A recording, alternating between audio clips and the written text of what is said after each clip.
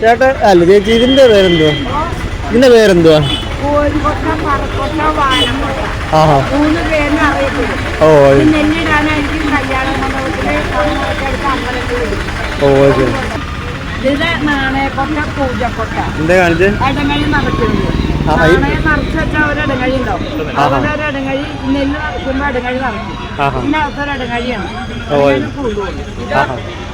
അത് 550, അത് ചോറിലാണ് ചെറുത് 550. നോക്കിയിട്ട് എന്തെങ്കിലും അഡ്ജസ്റ്റ് ചെയ്യാൻ പറ്റാണ് ഞാൻ ചെയ്തത്. ചോറിലാട്ടത് മൊറമൊക്കെ എങ്ങനെയാ? മുറം 320, 380, അത് 180. 180ന്റെ മുറമാണ്, ചെറിയ മുറ.